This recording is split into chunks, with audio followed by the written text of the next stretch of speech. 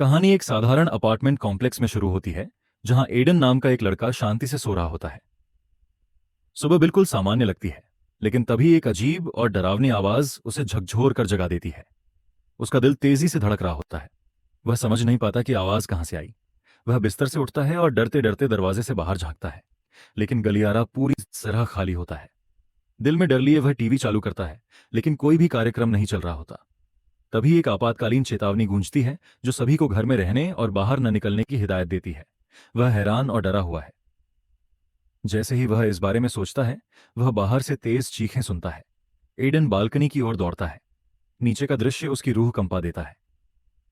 लोग इधर उधर भाग रहे हैं। हर तरफ चीख पुकार मची है। सब कुछ तबाह हो चुका है। लोग जानवरों की तरह एक दूसरे को बेरहमी से काट रहे हैं और खा रहे हैं। अचानक एक हेलीकॉप्टर नियंत्रण खो देता है और पास की इमारत से टकरा जाता है। जबरदस्त धमाका एडन को पूरी तरह हिला देता है। वह नीचे सड़क की ओर देखता है, जहां भीड़ में एक छोटी लड़की खड़ी होती है। उसे लगता है कि वह शायद खो गई है, लेकिन अगले ही पल वह लड़की पास खड़े एक आदमी को बेरहमी से काटने लगती है और उस पर हमला कर देती है। यह देखकर एडन डर से सिहर उठता है और समझ जाता है कि जो लोग वह देख रहा है, वे अब इंसान नहीं रहे, बल्कि ज़ॉम्बी हैं। डरा हुआ एडन वापस अंदर भागता है और बालकनी को बंद कर देता है। वह जानता है कि यह वायरस बहुत तेजी से फैलता है। उसे डर है कि वह खुद भी शिकार बन सकता है। वह बुरी तरह घबराया हुआ है। उसकी सांसें तेज चल रही हैं। वह खुद को शांत करने की कोशिश ही कर रहा होता है कि तभी दरवाजे पर जोर की दस्तक होती है। वह डरते डरते जाता है और देखता है कि उसका पड़ोसी खड़ा है। इंसानियत के नाते वह दरवाजा खोल देता है, क्योंकि उसका पड़ोसी उसे भरोसा दिलाता है कि वह संक्रमित नहीं है। वह आदमी बताता है, मेरे दोस्तों ने मुझ पर हमला किया, लेकिन मैं किसी तरह बच निकला।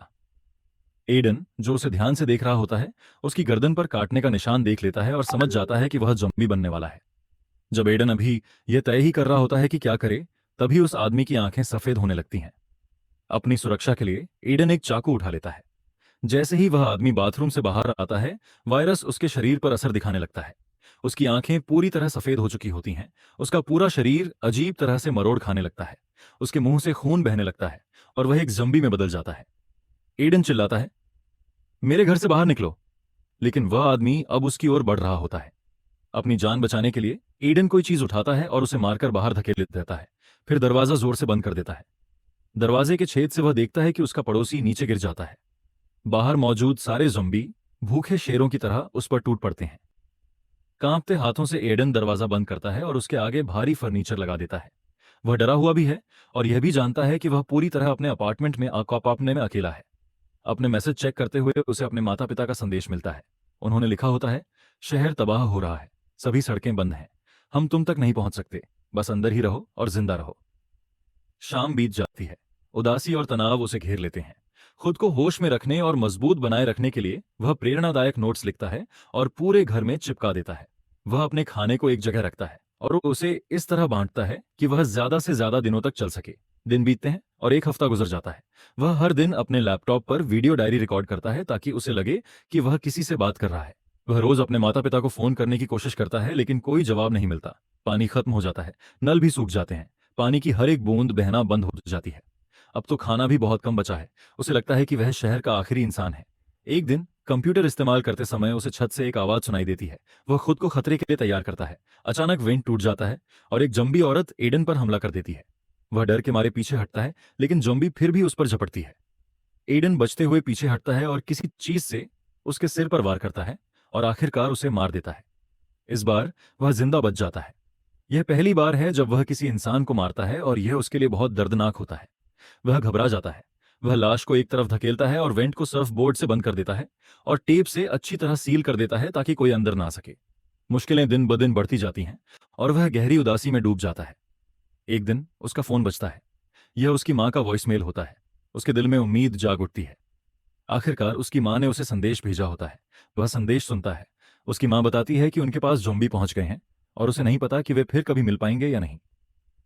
जब वह सुन रहा होता है तो संदेश में एक अजीब सी आवाज सुनाई देती है। वह आवाज इंसानी नहीं लगती।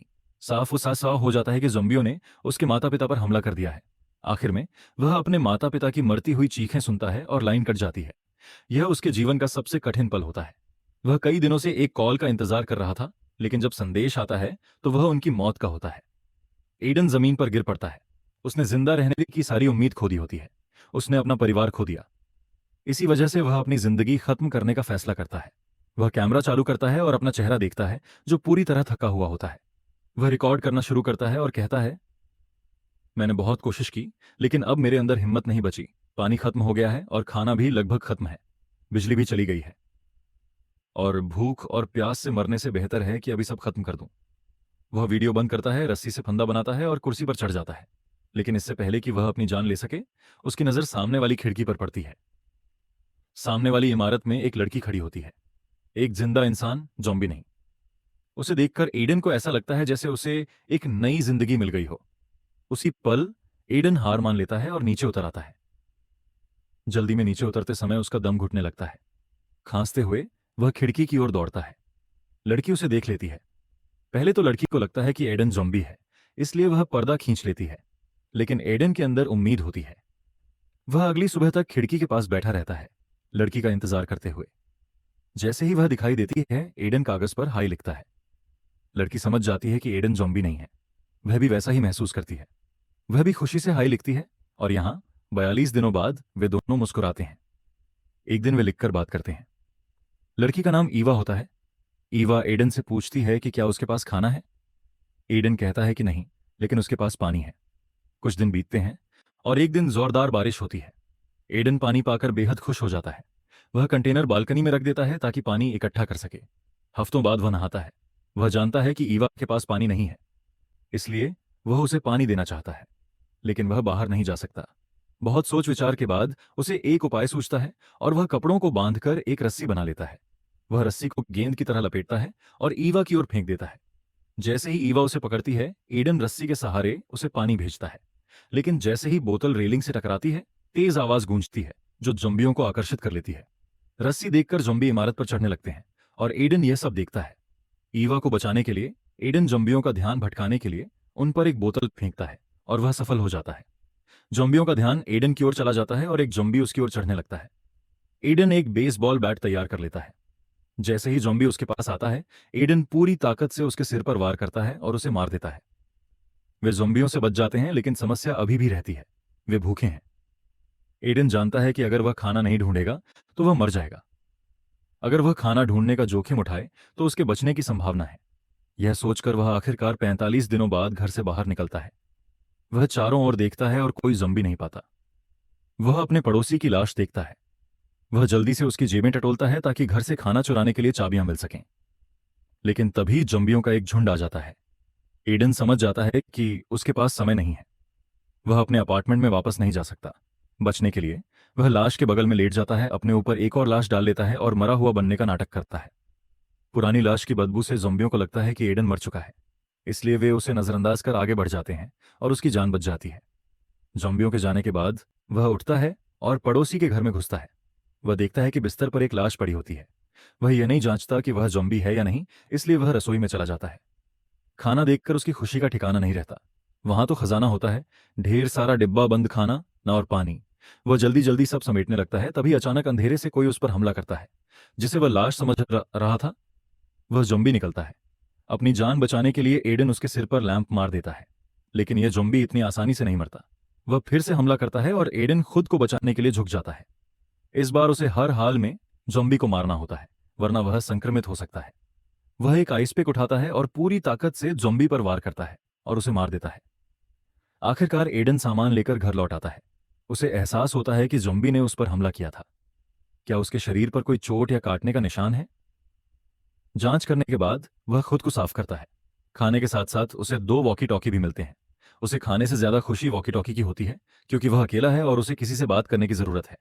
वह सब कुछ छोड़कर रस्सी के जरिए एक वॉकी टॉकी ईवा तक भेज देता है। उस रात वे पहली बार बात करते हैं और दोनों कई समय बाद किसी इंसान की आवाज सुनते हैं। वे बहुत खुश होते हैं। एडन खुद को जिम्मेदार महसूस करता है।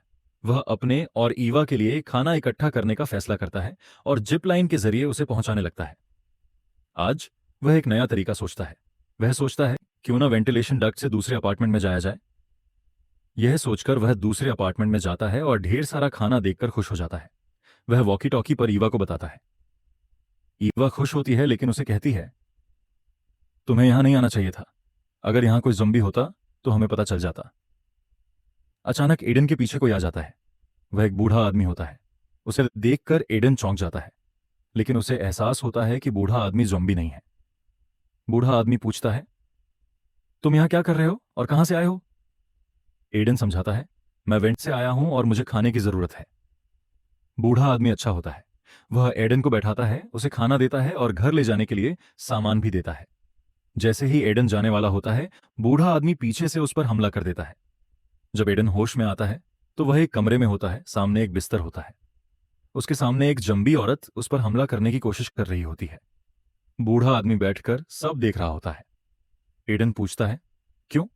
तुम ऐसा क्यों कर रहे हो? बूढ़ा आदमी जवाब देता है, वह मेरी पत्नी है।